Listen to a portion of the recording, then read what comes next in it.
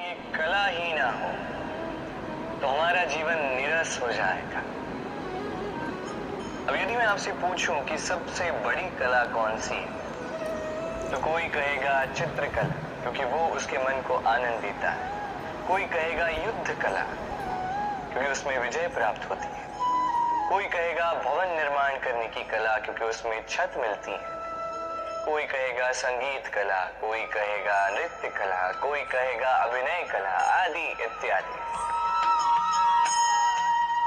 किंतु इस बात पर विवाद करना अनुचित है, हो ही नहीं सकता, क्योंकि प्रत्येक व्यक्ति की अपनी भिन्न भिन्न सोच, अपना भिन्न भिन्न दृष्टिकोण।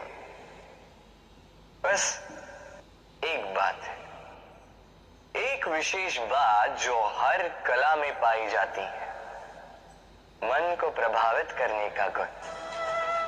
तो सबसे बड़ी कला वो जो मन को प्रभावित करे, और सबसे बड़ा कलाकार वो जो औरों के मन में प्रवेश करे। जिसके पास ये गुण होगा वो कलाकार सबसे बड़ा होगा। तो यदि ये संसार रंगमंच है तो हम इस रंगमंच के कलाकार, और यहाँ पर भी सबसे बड़ा कलाकार वही होगा जो औरों के मन में प्रवेश करेगा, वहां घर बसाएगा। और इस मन तक पहुंचने की सीढ़ी है ये 2.5 अक्षर शब्द प्रेम। तो प्रेम करते जाइए, जग जीतते जाइए। राधे राधे। सूर्य और चंद्रमा दोनों आकाश के अमित चिन्ह हैं, दोनों प्रकाश देते हैं, किंतु इन दोनों की सदैव तुलना की जाती कि कौन अधिक शीतल है तो कौन अधिक उग्र, कौन अधिक तेजवान है तो कौन अधिक कांतिवान। क्या ये तुलना उचित है? कदापि नहीं, क्योंकि ये दोनों भले ही प्रकाश पुंज हो, किंतु ये दोनों भिन्न है। दोनों का अपना अपना महत्व है, और दोनों का अपना अपना समय है जब ये चमकते हैं। तो इनकी तुलना अनुचित है। और इसी प्रकार हमारे जीवन में भी तुलना अनुचित ही होगी। स्वयं की तुलना किसी और से कभी मत कीजिएगा। यदि कोई और आपकी तुलना किसी और से करे तो उस पर ध्यान मत दीजिएगा, क्योंकि इस तुलना से स्वयं को हीन समझ लेना आपके हित में नहीं है, ये आपके लिए लाभदायक नहीं है। बस प्रयास करते रहिए, स्वयं को निखारते रहिए, और सही समय की प्रतीक्षा कीजिए, क्योंकि सही समय आने पर ये आपके गुण, आपकी महत्ता बढ़ाएंगे। राधे राधे। जीवन में सभी महान बनना चाहते हैं, सभी बड़ा बनना चाहते हैं, किंतु बड़ा बनते कैसे हैं?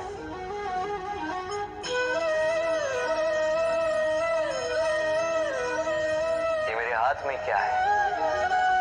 राई का बीज? नहीं, ये बरगद का बीज है। इतना छोटा कि बड़ी सरलता से अन्य बीजों में घुल मिल जाता है, बड़ी सरलता से धरती में समा जाता है। किंतु जब ये वृक्ष बनकर उभरता है, उसके पश्चात जब गिरता है, समस्त वातावरण को हिला देता है। कुछ इस प्रकार बड़ा बनिएगा।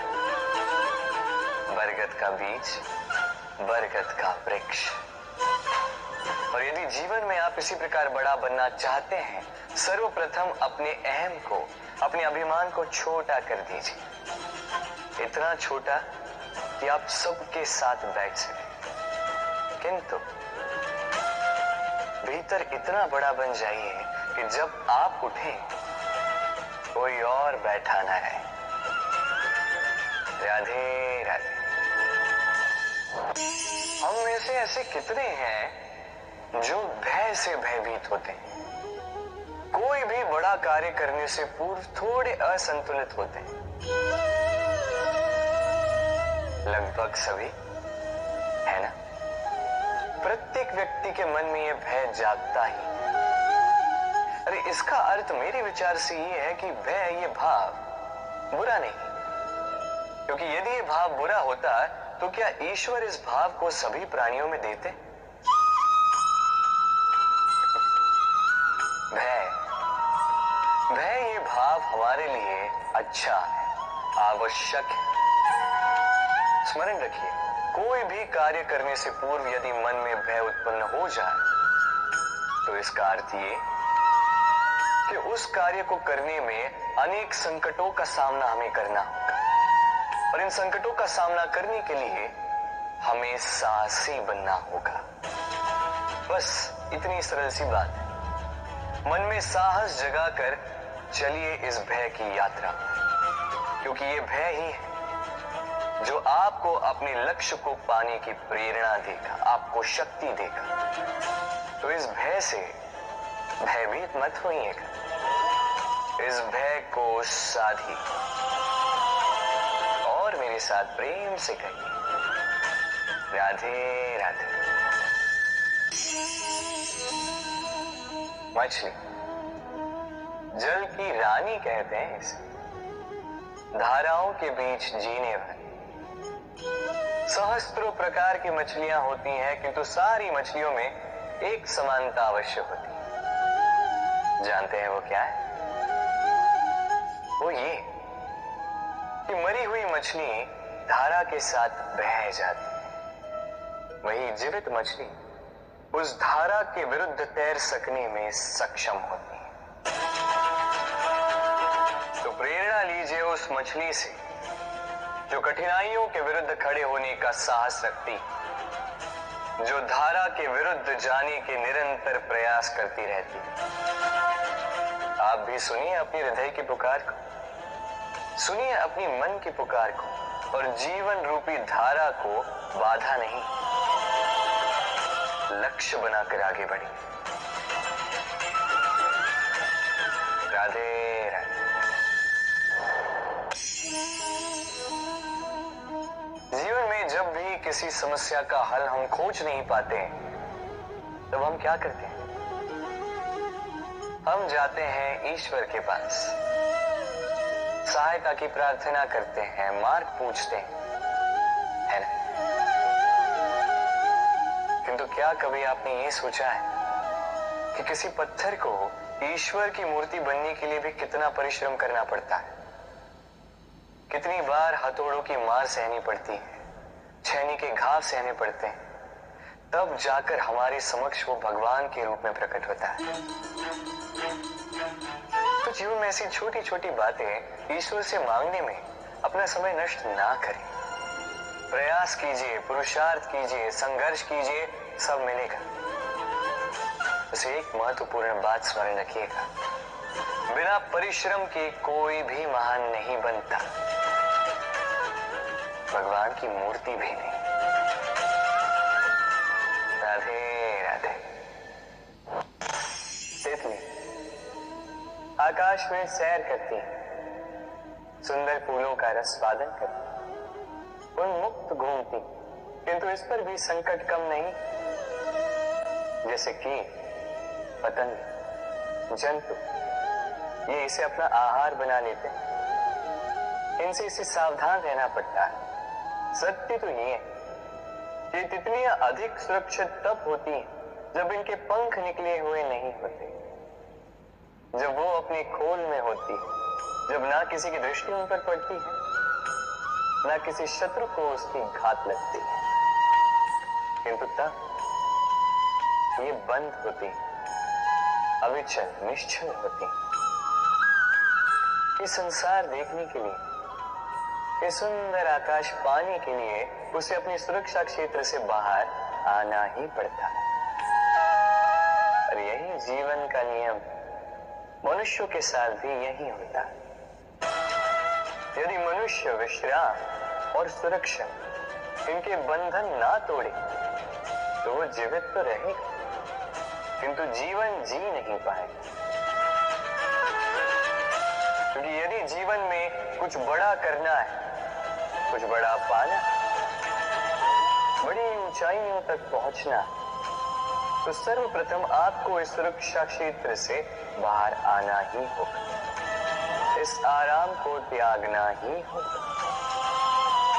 तब आपको सफलता मिलेगी और तब आप इन तितलियों की भांति इस आकाश में सैर कर सकते हैं।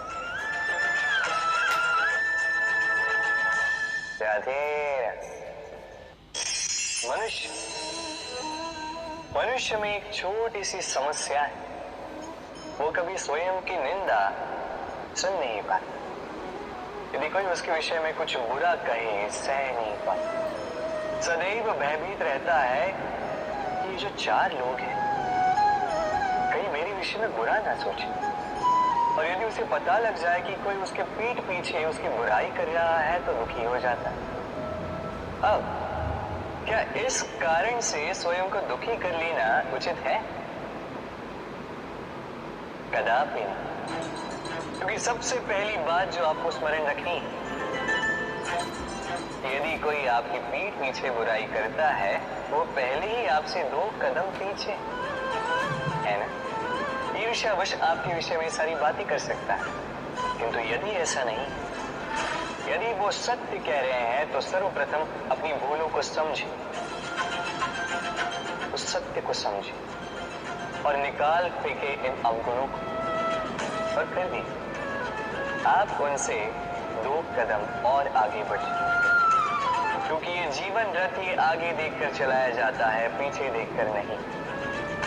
ये पीछे देखना छोड़, जो वर्तमान है इसे देखें, इसे जी।